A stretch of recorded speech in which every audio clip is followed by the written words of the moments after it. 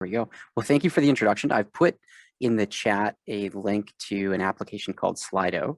So if you click on that in the chat, you'll be able to ask questions. And if you want to vote on the questions at the end when we come to them, we can go through them.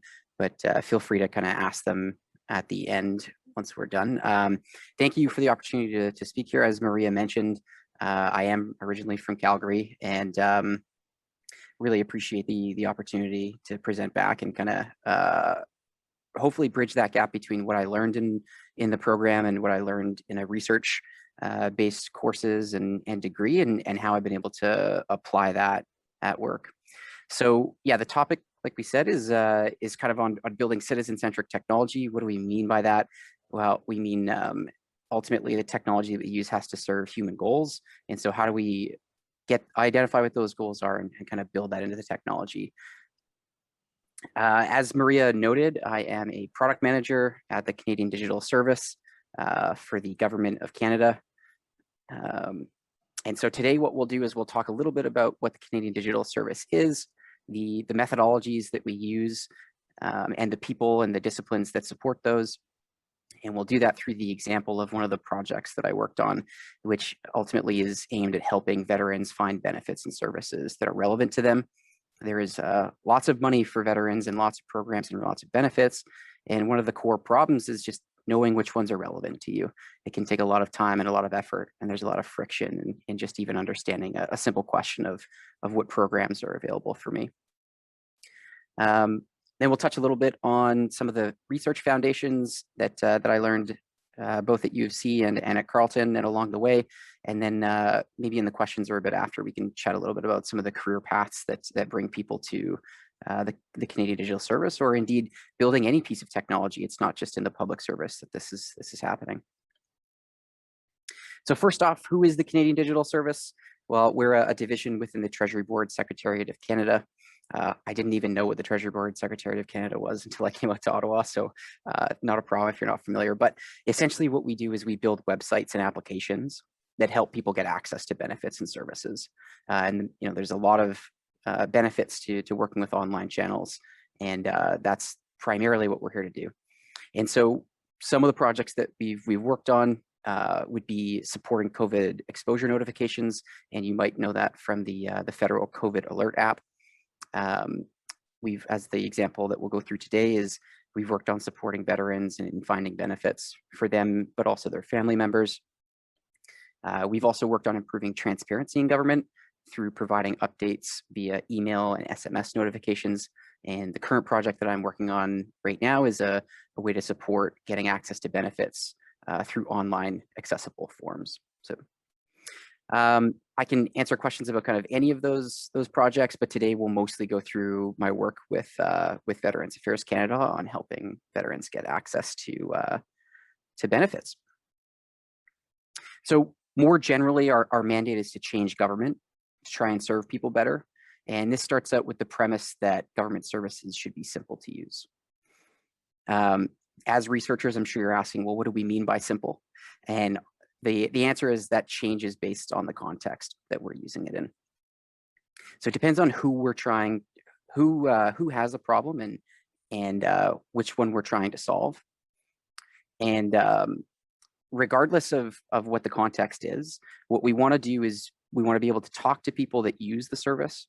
We want to start with something small and then test what we've done and evaluate if that's being effective, and then ultimately repeat that process again. And this is that kind of build with users first, build in iterations in smaller steps, test and learn and repeat.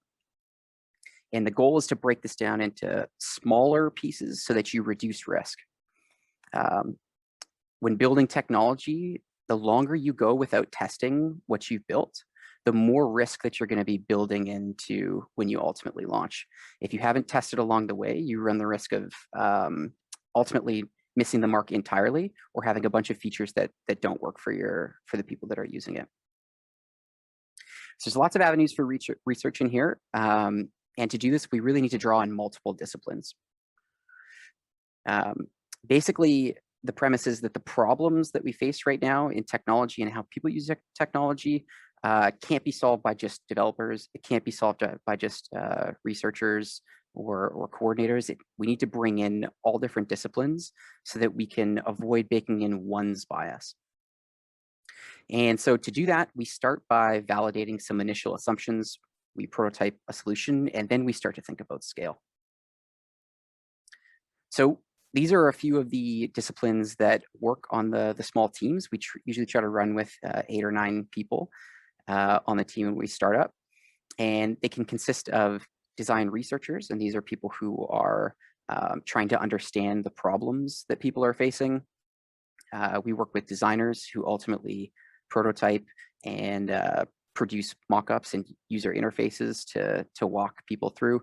We work with developers to put that into code. We work with delivery managers who are kind of coordinating the efforts, product managers like myself who are setting prioritizing work, and policy advisors who ultimately help us meet our legal and ethical obligations to the people that we serve. So lots of different folks involved in the process, and we'll dig into a little bit deeper how each of these people, or a few of these people, action research. So there's multiple different methods that we use in any given project, and each discipline kind of brings a different tool to understanding the problem and to test if we're on our way to solving it. So we use ethnographic studies to get a deeper qualitative understanding of what people need. We use market research to understand the potential impact and business case. We use usability and accessibility testing to understand if our products are navigable or accessible to those who have cognitive, visual, auditory, or physical disabilities. We use quantitative methods like surveys and analytics to get a better understanding of how our products are used at scale or when we're not in the room with somebody. And then we use evaluative methods to look at the bigger picture with the data we have. One of the difficulties of doing research in the real world is sometimes you're limited in what you can get given the timeframes you're working in. And so you have to put in place theories of change to better understand how your actions are leading to impact. So today, I won't focus on all of these today, but we'll go through in some depth our ethnographic work, our usability work, and our evaluative work. But again, feel free to ask any questions about any of these methods. And again, I'll plug the Slido there. If you click on that link, you can log a question for a little bit later. So like I noted, Veterans Affairs has a wide variety of benefits and services, over 50, that veterans or their families or even third-party organizations can access. These are things like financial and medical benefits, but also work placement, spousal support, and even initiatives to just honor veterans through different ceremonies. VAC serves a pretty wide range of clients. These are folks that are in modern conflicts in the Canadian Armed Forces, individuals who served in World War II or Korea, their family members, members of their Royal Canadian Mounted Police, and even healthcare providers. They're a pretty critical group that evaluates whether or not a veteran is able to collect the benefit that they're requesting, to understand if their injury was related to service or maybe a pre-existing condition. So with that wide range of groups, you also have a wide range of needs, and they can differ across different populations. And so we need to focus down who we're looking at, and we need to target our research to better understand which audience might best use our product. And something I was actually surprised to learn throughout the research process and part of our market research was that about 600,000 veterans are actually what we call modern day veterans. And these are veterans that didn't serve in Korea or World War II. They're a little bit younger, and they face their own unique challenges. We also found that based on the existing market research, that only about 30% of veterans were actually aware of Veterans Affairs Canada or the services they provide. So in conjunction with our colleagues at the department, we sought to better understand why this gap existed. And to do that, we conducted interviews with modern day veterans and their families. So the first bit of research to help us understand the problem space was some ethnographic research, some in-depth interviews. And The goal here wasn't really to get a statistically representative sample. We've got the broader picture that we've done in the market research surveys and building that business case. But what we're aiming to do here is get a deeper understanding of why veterans aren't accessing benefits or services. So over 4 weeks, we had to get some folks to talk to, and so we had over 75 recruiter referrals, about 40 participants to reach, and then ultimately conducted about 9 in-depth interviews. And the thing that I'd pause here to note is that one of the core competencies coming out of any program at university is just understanding how to do research operations. Understanding how to just recruit participants and the ethical standards that you need to have in place. Particularly when we're doing research in government, we have a higher bar for the ethical and legal responsibility to follow the Tri-Council policy on ethical research. And indeed get the consent from folks before we continue to take down their stories and better understand why they're experiencing the issues that they have. So we want to understand people at an individual level, but we also need to recognize the institution we're representing and the power dynamics that we have when we're talking to people.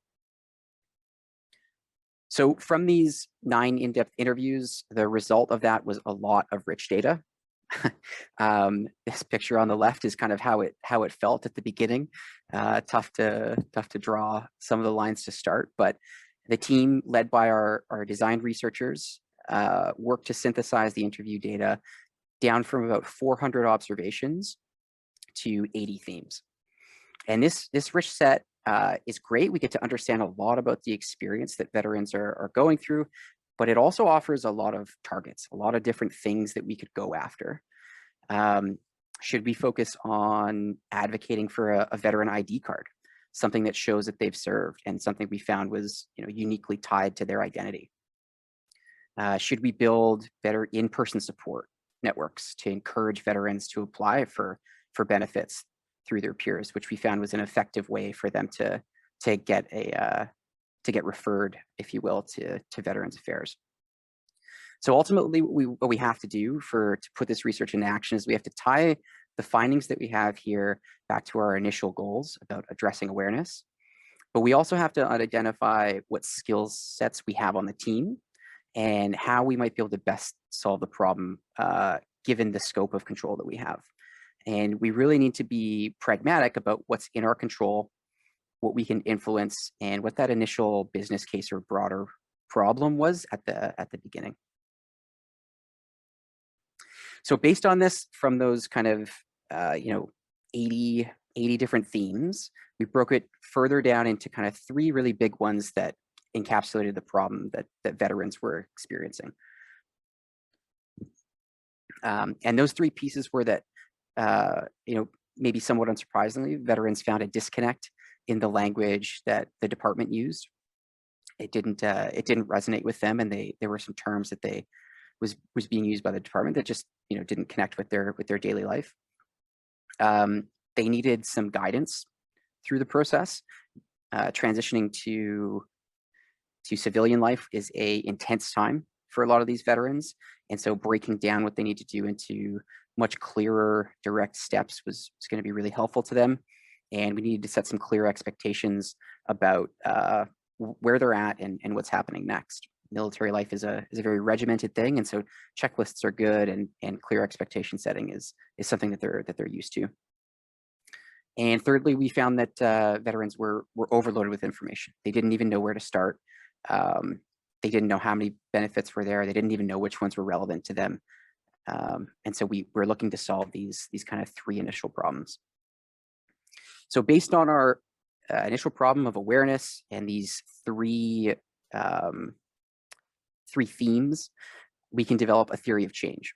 And by that, I mean, it is a theory about how a set of actions that we can take will lead to a desired outcome, and this outcome being increasing awareness.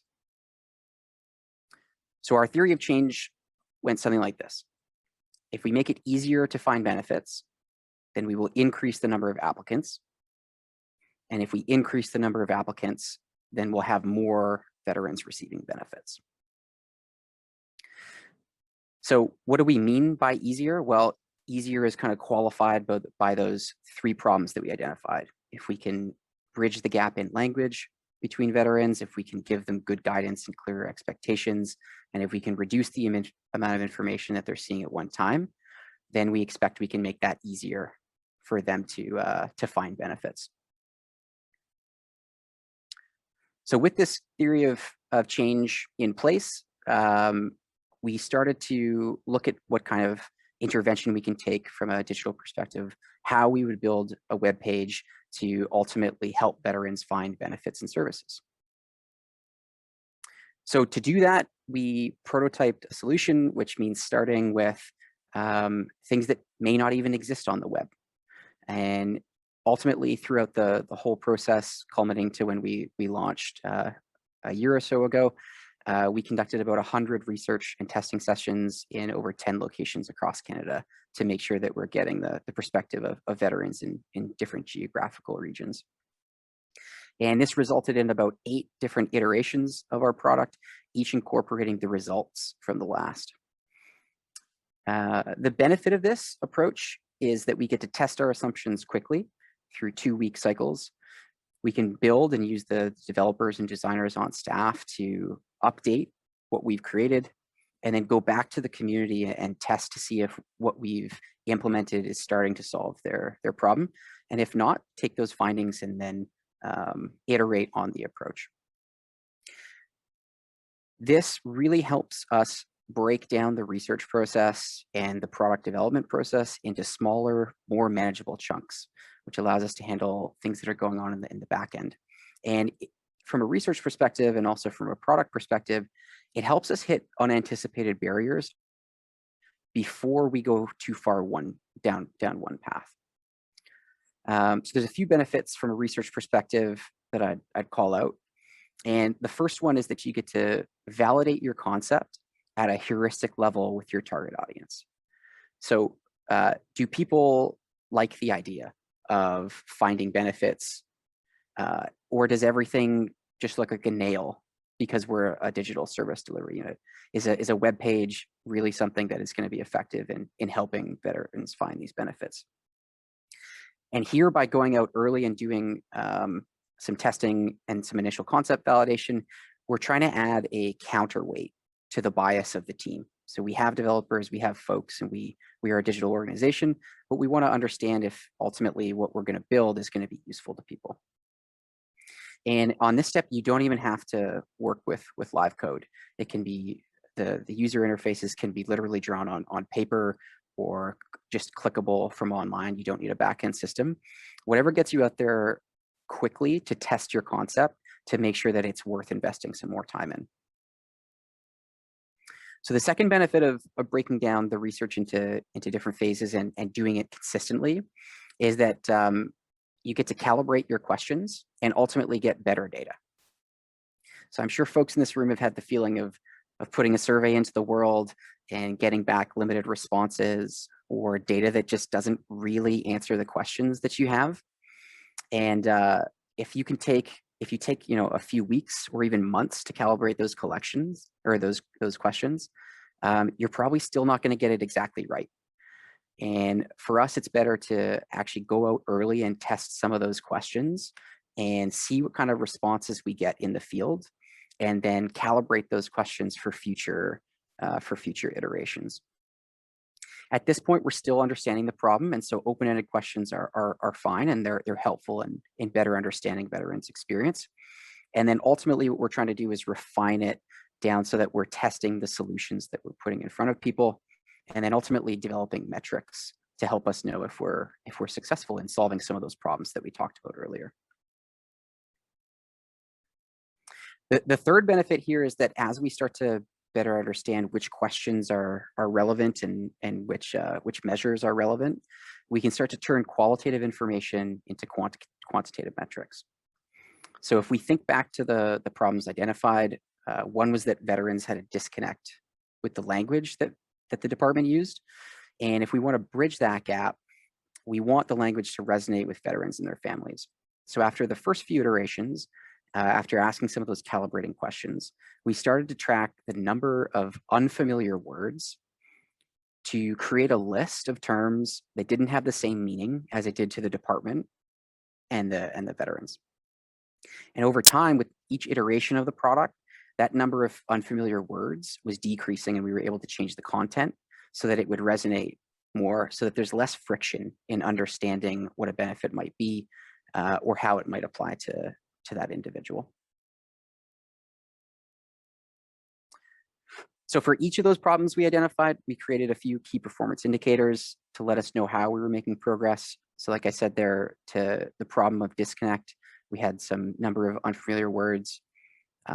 We also assessed the reading level, and we measured whether or not people were confident that the benefits that we were showing them actually applied to their life situation. We also tested if veterans were able to navigate through the tool and ultimately get to the endpoint to find a benefit.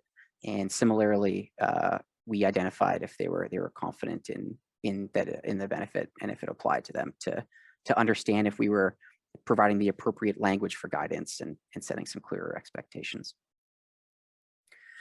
So with each subsequent iteration, we're making changes to the product, we're embedding what we learn, and we're presenting the new product to veterans to test through. And so kind of with all that, I'll actually just give you a demonstration of what this product looks like.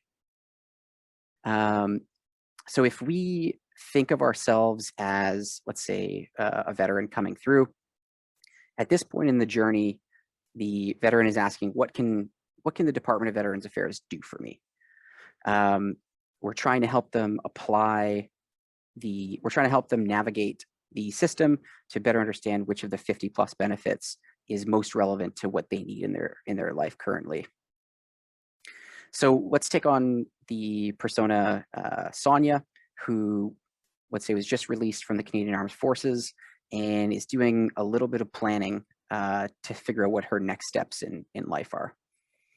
So Sonia comes to the tool, and she's going to be a veteran soon, so she selects this first piece.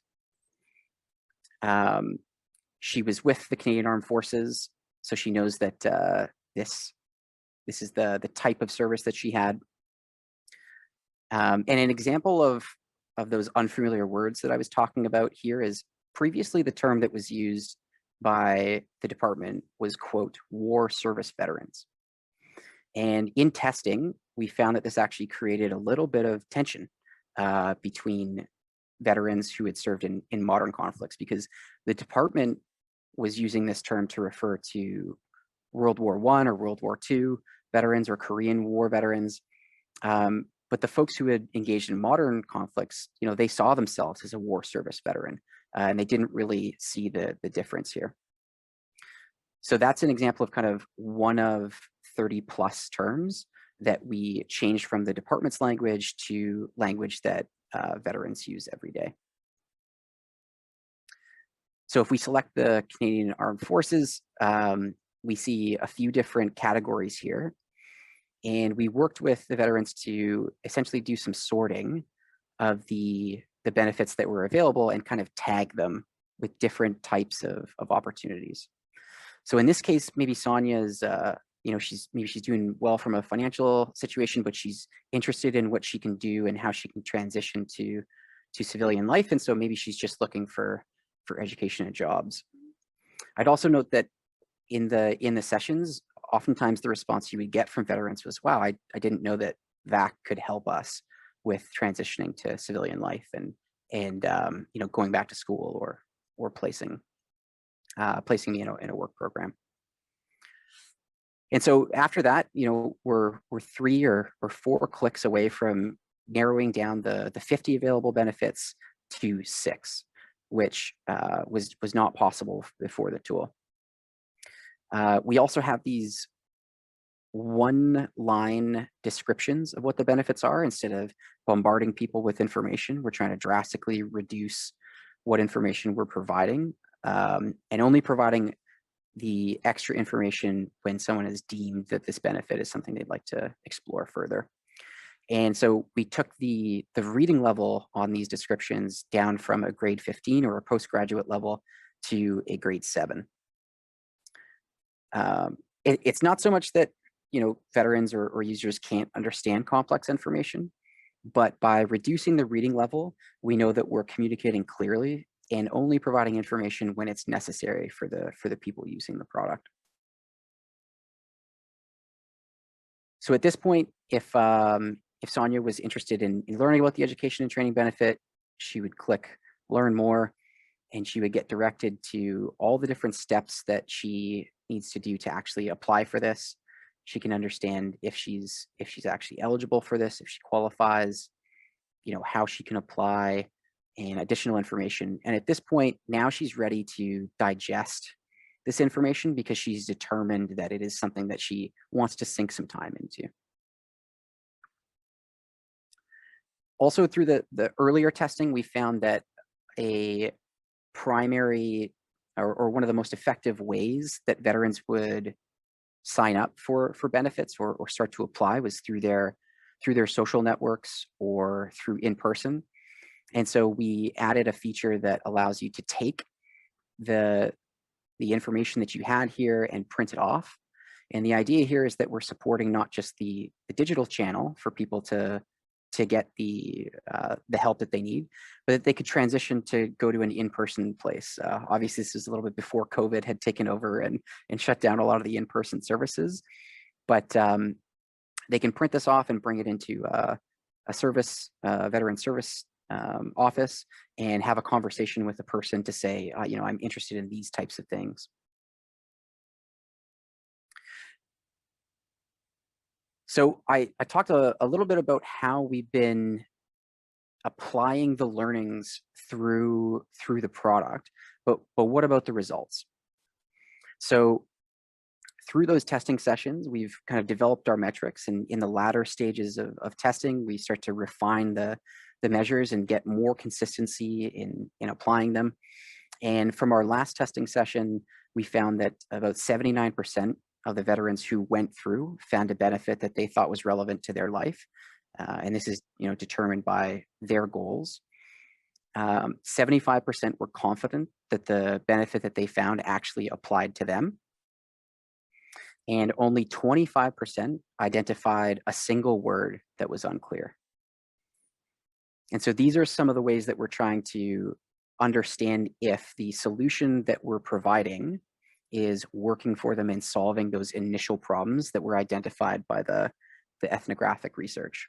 And so it's going through those usability testing scenarios, which require a lot of planning and evaluation of the questions and all the things that are kind of taught in research and social science courses to bring us to specific metrics to measure success. So from today to about a year ago, I was just looking at some of the analytics before this talk. There's been almost 1,300 veterans that have found a benefit that's relevant to them and their families. And when folks come onto the tool, about 35% who start at the beginning make it all the way through to find that benefit. In preparation for the talk, I would love to be able to tell you about the number of applications or even successful applications. But the truth is that in practice, research is pretty messy. And to be able to do that, we would have to track a veteran or their family member all the way from when they first land on the site to their application process to the approval. We want to make sure that we're respecting people's privacy and that we're only using personal information for the applicant's goals and not ours.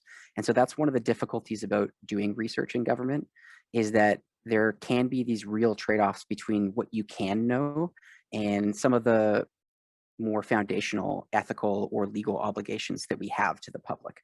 I think there's probably a common misconception that the government just kind of shares your information within its own walls, but it's quite the opposite. It's very difficult to get access to people's information, and that can make it hard to establish causality between what you've done and the ultimate impact that you're trying to achieve. So on the product, what we actually do is we anonymize the information protocol or the IP addresses on the analytics, and so we kind of stop at that point from getting them into the product and out to learning more about it. Now, if we had the time or people, we might be able to run a random control trial. But ultimately, we have to be cognizant of the time that we're spending on different problems, because ultimately it's taxpayer money. And that means that we often have to move on to different problems. So what's really important is that we use research to establish a solid theory of change, and then use the different disciplines to build a case along the way to let us know that we're on the right track. So we've covered quite a bit. We've talked about how we do some ethnography, some usability, some analytics and evaluation. But at the core of these methods are a few key concepts.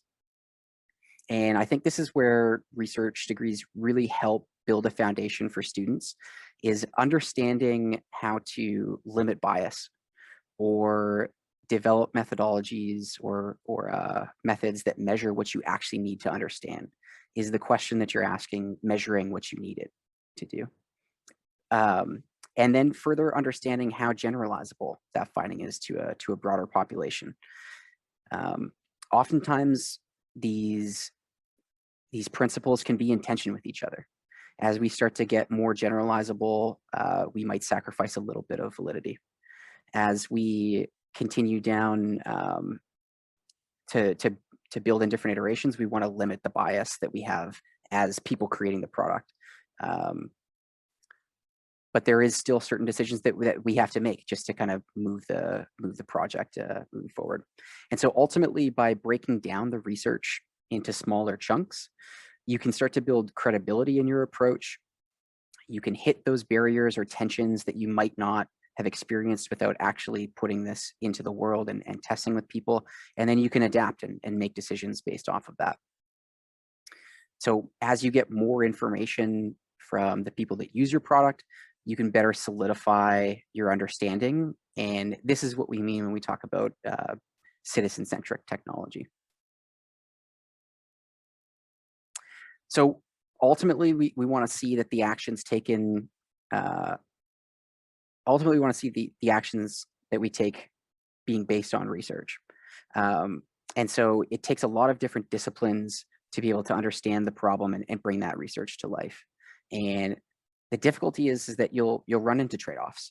Your first crack at a method or solution might not be right, but it's better to know at the start so you can adjust your approach. But I think the best part about working this way is that you'll get to hear stories from people that experience the issue and the pain that it might cause them. And then if you start to put some of these into these, if you start to learn from what those pain points are and develop a solution, through that testing, you can start to see how that problem is being solved. And then ultimately, you'll get to learn why your approach is working or isn't. And that's been one of the most rewarding pieces about kind of going on this journey and putting research into action. So thanks very much for your time. I have a few slides at the end where we can talk a little bit more about the different kinds of disciplines or professions that that help build these products, and how the community or the students here might be able to get into this type of work. But I figured I would open it up to some questions, and we can open up a little bit of a discussion. Thank you very much, Stephen. I do hope that people have questions waiting already. I see the potential for a very interesting conversation here between you and Tom Saint-Denis, who is actually writing his PhD thesis on the transition experience of veterans. That could be something even you could carry on later and see how your research could overlap, or findings can inform each other. But for the time being, I would like to open it to questions that concern the broader spectrum of where these skills come from that can be applied in these professions. How did you walk this path to build them? Was it a challenge? What were the most efficient or effective ways to get to be in that role. So can you tell us a little bit about that? And of course, any student who has a question, or any participant, in fact, who has a question, feel free to add to mine, and Stephen will take it from there. So please, open for questions. Feel free to unmute yourselves, whoever wants to ask a question, because I cannot see everybody at the same time. Okay, maybe just go with what I asked while people are thinking. I'm happy to talk about my path to it. So ultimately, I think the thing that gave me that was most useful was conducting research in courses. Whether that be a small kind of term paper where you actually had to put together a tight methodology and execute that research in the order of a few months. That's pretty it's a valuable skill to be able to define a research methodology, recruit people, get the findings, and then present back in a short period of time. Because ultimately, both in the private sector and public sector, time is money and time is opportunity. And so to break research up into smaller chunks, it's really helpful to have those shorter pieces to scope down what you're looking at, to better understand just the constraints and the logistical challenges of conducting research in the real world. The second piece I would identify is understanding the Tri-Council policy is really helpful. So understanding how to get informed, prior informed, and there's one more piece that I'm forgetting, consent, and how to put that into practice and develop an ethical research methodology is really helpful to be able to put this into practice. And then ultimately, if you're doing this kind of in daily, or maybe like a semester courses, just getting into the practice of recruiting. Some of the most difficult things is just around how you get out and get the right people to participate in your study, and that can take a lot of time, and that can really delay your deadlines. And ultimately, when you have a minister or a senior executive or a VP or whoever it is who's responsible either to the public or to a bottom line, they need to have updates, and they need to be able to talk about the value of the research, or the plug can get pulled relatively quickly. So those shorter research initiatives are really helpful for flexing that muscle. And then I found the longer research initiatives I did a thesis with you, Maria, and I did a thesis at Carleton. Those ones really helped me better understand how to operationalize what I'm trying to learn about, how to understand the validity of the questions that I'm asking, and how to understand the generalizability of the information that I'm getting back out. Thank you. So you're saying that there is some use and value in doing research even for a course paper. That's so great to hear. I might have missed it at the time, but yeah. Yes, for sure it was. Yeah, so it's not just for the grade. Okay, I see that there are lots of questions in your app, the one that you shared with us, and I think Andrea has pasted them into the chat. Is that what you did, Andrea? So can you handle these questions then, Stephen? Because yes, absolutely. People have been active there and I was unaware, sorry. Yeah, I'm sorry, actually, I didn't, for some reason,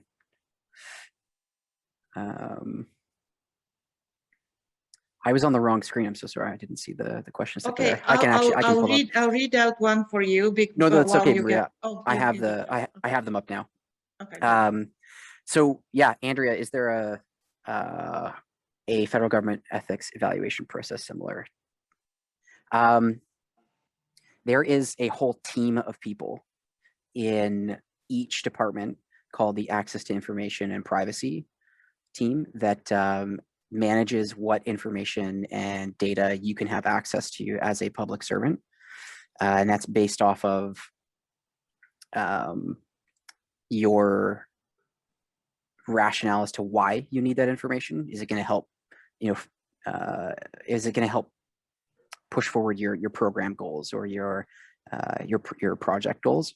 So there isn't necessarily like one central committee. In some bigger departments, there's some bigger departments you have to go to a specific committee to request the ethical approval to do this. But ultimately, we rely on the folks that I talked about before, the policy advisors, to really deeply understand the TS, the Tri-Council policy, and the researchers themselves to understand how to conduct research in an ethical way. And then we run that by that ATIP team, the Access to Privacy and Information folks. So it's a little more on the fly. It's a little more, hey, we're going to go out with this, privacy statement. Does that language, look good to you based off of the ethical but also legal obligations that we have? And honestly, this is this can be a big bottleneck in getting that research done. And one of the side projects that we did was actually a tool that asks the researchers a few questions about how they're going to be doing their research. And then we took some standard language that would automatically generate a template for them to get into the field, so that they're aware of what they have to read out to the participants and the restrictions that they have on how they can use that data. But it's not taking what can be in government, 2-3 weeks turnaround time for that input to come back. We shorten that time from 2 to 3 weeks to even just a few hours, just based on a common understanding of how we were going to do our research with that ATIP team. That's very interesting, Stephen. I don't know if you can unshare your presentation, and then we can see everybody's picture again, but that's really interesting. And I guess I'm a bit surprised, because I would think that in like today's current environment, especially working with vulnerable populations like veterans, people with disabilities, that there would be a really robust ethics process in place with the government, because they would be concerned about doing things that citizens might not agree with. I don't know. I mean, maybe that's a suggestion you can take forward to your team, that maybe you should be a little bit more careful in terms of, maybe you have enough experience on your team that they just understand ethics. I don't know. I'm kind of making a judgment here, but it is really important. So that ATIP team, their sole purpose is to have that understanding, and we use them as that third-party group in government, because the researchers want to do the research.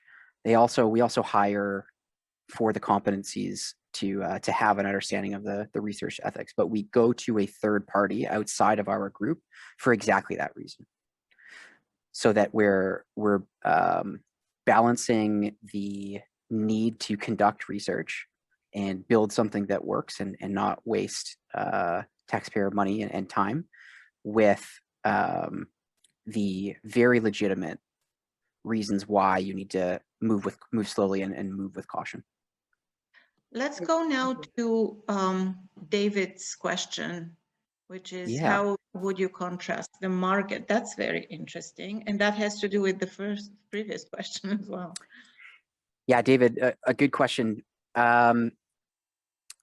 So if I understand correctly, when you say contrast the market intelligence process, you're talking here about, private sector and how they understand their market. Is that correct?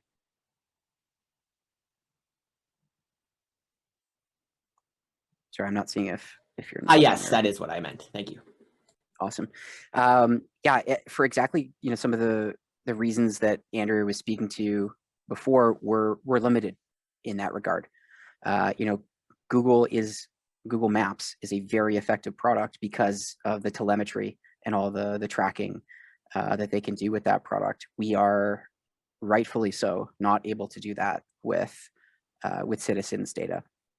And so the example of not being able to tell you how many veterans successfully applied and got a benefit based off of our tool, using that as an entry point, is kind of the clearest example I can point to as to why we're limited in the types of intelligence or market intelligence processes that we have, and which is why it's all the more important in kind of our organization's opinion that you go out and talk to people to understand what barriers they're facing, so that you're not missing the mark on what they need and ultimately building a product that doesn't resonate or work for them. Thank you. Can we move to the next question then? Yes. What issues of digital competency among different age groups, for example, did you encounter among your users, and how did you address this? Yeah, good question, Charles. So first, at the kind of market research stage, we specifically targeted the scope of the project and the audience to veterans that would be inclined to use digital technologies to start. So the government has a legal and ethical obligation to provide services through any means, digital or otherwise, and it's really important that the government continues to do that. What our team is uniquely staffed to do is to help people with those digital experiences, but also, like that print feature I showed, provide ways for them to switch channels so that they can get the best experience possible. Maybe they start on a digital channel because it's a spouse that is actually looking for their partner, and their partner actually would rather just go in person and talk to a person. They can then print that off and bring it to them. So this is what we would call service design. And so there are folks on our team who have experience with understanding how you manage those multiple channels, those multiple different touch points with the service, all the way from awareness to receiving it. I'm just looking at the second part there. So yeah, I guess the main ways we address that are providing ways for people to offboard and understanding that the product isn't for everybody, and that's okay.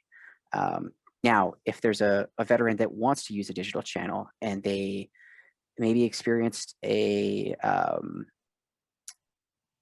service industry where they were blinded and they need to use a screen reader, it is, and we test for this and make sure that our product allows for this, it is our duty to provide that veteran the same experience, same level of experience through that digital channel.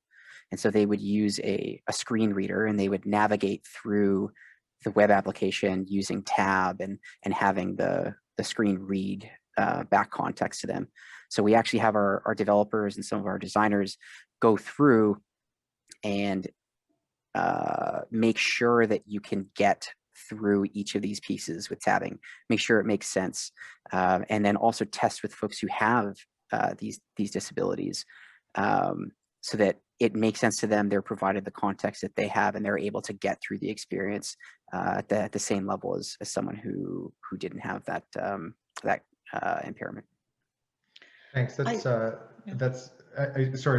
I was just going to jump in and say I think that's helpful to hear, because I mean, one of my senses is that you know, the idea of design being somehow intuitive embeds all sorts of biases about what people's pre-existing experiences navigating digital spaces might be, and so this is, I guess, the research part of this question is, how do you find out when you've followed a sort of embedded bias? You know, at what point in your research process, in the iterative process, does someone say, hey, you know, I don't understand what you mean here when you ask us to do this?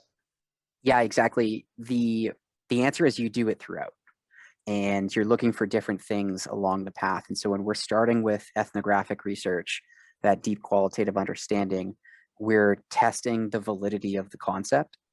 And so it's at kind of a higher heuristic level, and we're trying to do it with a diverse group of people that can use the product, still within the audience, but you know, there are many aspects to identity, And so we check off that first piece that, you know, they're modern day veterans, but then there are, you know, many different aspects of identity that fall under that. And then the second piece is that once you've kind of validated that from a conceptual level, like this isn't going to be, this is useful to folks from different backgrounds and identities, then you start to validate that at the more granular level through usability testing to bring them through the product and make sure that they can, like we said, you know, complete the product, get from that first step all the way to the next one, that they can, they still experience the confidence that other folks are experiencing when they're finding the benefit, and that the terms and are clear to them, and that it creates a, you know, a full picture for them. Thank you. I see the next question that Andrea has asked concerns certain specific concepts that you used, and she's asking whether you learned them on the job.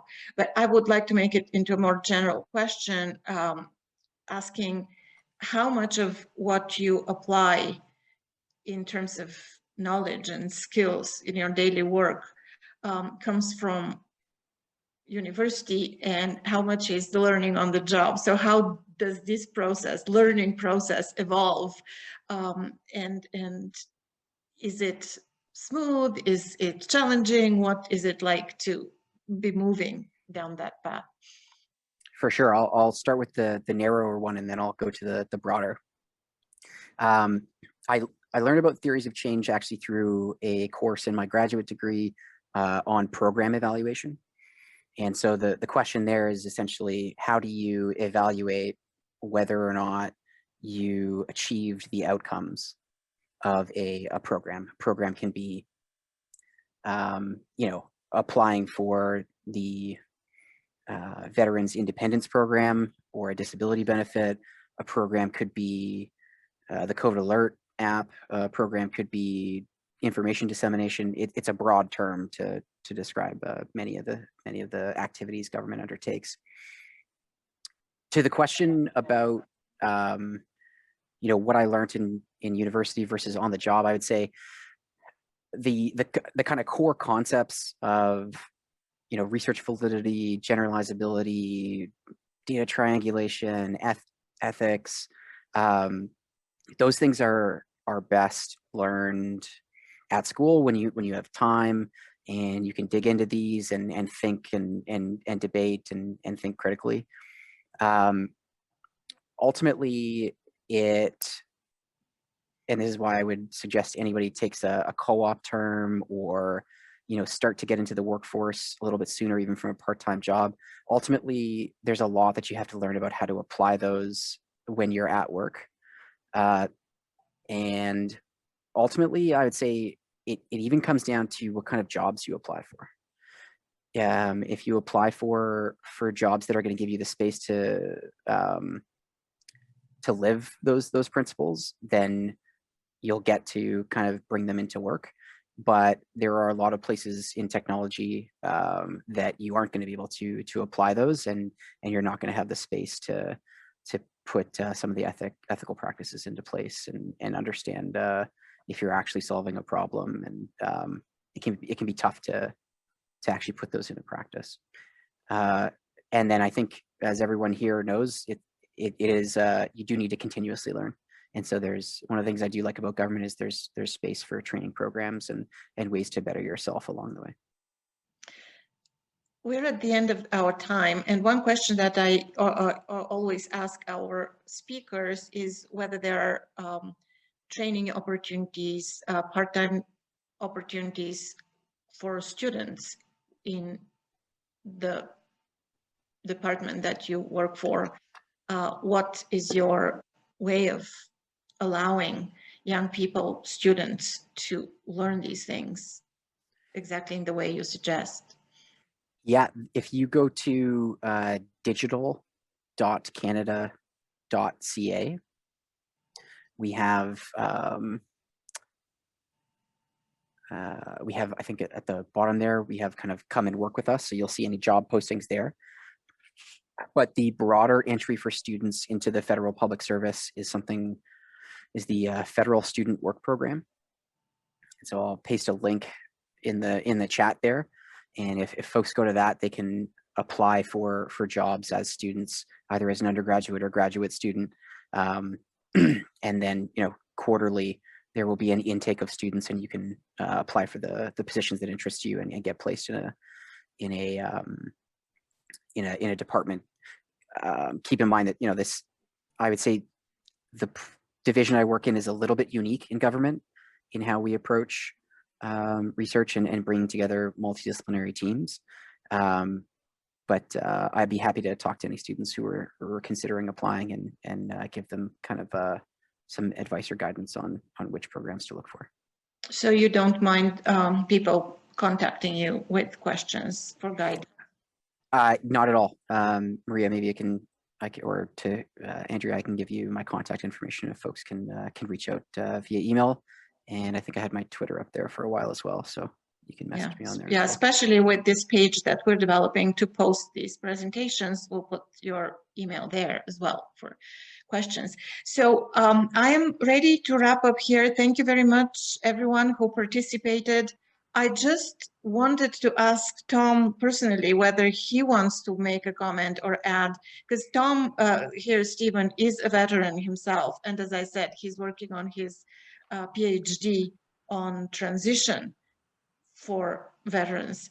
So I don't know, that must have resonated with you in a different way, Tom. Do you have any comment or question? Yes, I do actually. And in terms of that particular research, it's only the ethnographic part that really resonates with my work because I'm not producing a product. I'm just doing personal research. But the point I wanted to point out was there's a difference between doing research within government and doing research with government. For all people who are non-government here, working with government is a challenge. Now, to your point, Andrea, about ethics, God, yes, there's reams and reams of ethical regulations that I had to go through when I was getting my ethics board approval. Just on the indigenous people, for example, page after page after page, specifically about how you approach and deal with indigenous people. The other thing too is that all departments have their own response to outside researchers. Department of National Defense, for example, doesn't like them at all. They want so much control that even researchers within University of Calgary, they don't go to the Canadian Defense Department, they go to the South, they go to the Americans to deal with the American military to do research because the Department of National Defense is so uncooperative in terms of research. Personally, I'm dealing with Canadian veterans, but retired people who are outside of the military environment, because Department of National Defense actually sent a message throughout the forces not to cooperate with people who don't have their approval for the research. And getting that approval, and it's by no means guaranteed, getting that approval is, again, challenging.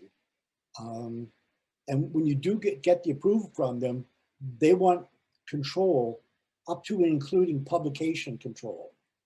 And it wasn't the level of control I was willing to give up. So I'm not dealing with DND. So, I mean, all that to say that there's a difference between doing research within government, which has its own, procedures and practices, and actually working with government as an outsider. Maria, could we stop the recording for? I'll turn on the recording again, and I would like to thank you, Stephen. Thank you very much for taking us into the details of this project. Of course, we know that there are many more details that you're not able to lay out in a short presentation, and yet it was very educational and useful to look at the steps and at the challenges, and to see what instruments you brought into them from your studies and how that can actually benefit real people who need services by the government. So thanks everyone for attending. I particularly want to thank Carrie and of course Tom, Susan. It is very nice of you to be interested in our work and our events. I'll say goodbye to everyone. Stephen will be in touch. Librarians are interested in everything, you know, Yeah. especially when we hear research that carries on the learning into the workplace and improves the results. That's the best deal ever. Well done. And I imagine that in the library, you guys have very similar problems with how to make things easier for users of all kinds.